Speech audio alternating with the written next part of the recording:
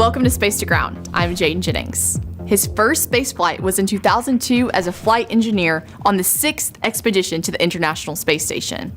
And this week, almost 22 years and 3 missions later, we saw the return of NASA astronaut Don Pettit to the space station for the 4th time. And we have liftoff of Pettit, Ovchinin, and Wagner. Now On Wednesday, Pettit and 2 Roscosmos cosmonauts launched from the Baikonur Cosmodrome in Kazakhstan. After completing a quick 3-hour trajectory, the trio docked to the Rossviet module of the International Space Station before hatches were opened, and they joined the crew on space station for a 6-month science and research mission. Research has been a calling card for Pettit during his previous missions on the space station, resulting in several published scientific papers and breakthroughs. But his love of science came at a very early age.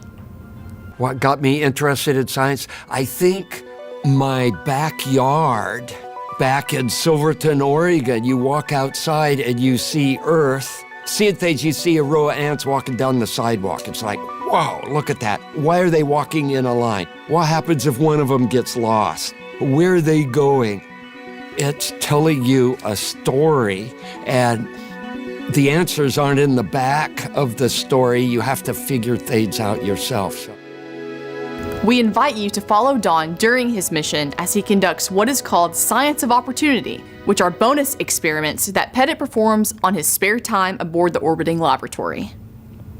NASA and Boeing safely returned the uncrewed Starliner spacecraft following its landing at 12:01 a.m. Eastern, September 7th at White Sands Space Harbor in New Mexico.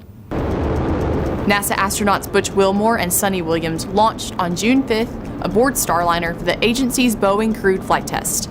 After propulsion issues were observed during rendezvous with the space station and several weeks of analysis and discussion, NASA made the decision to return Starliner without its crew.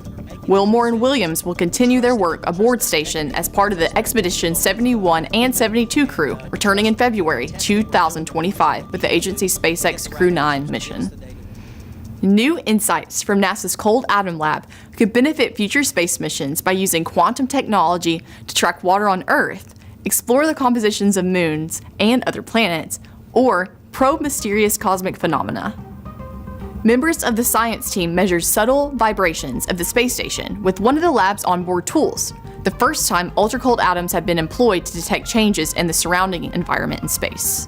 The Cold Atom Lab science team made their measurements with a quantum tool called an atom interferometer, which can precisely measure gravity, magnetic fields, and other forces.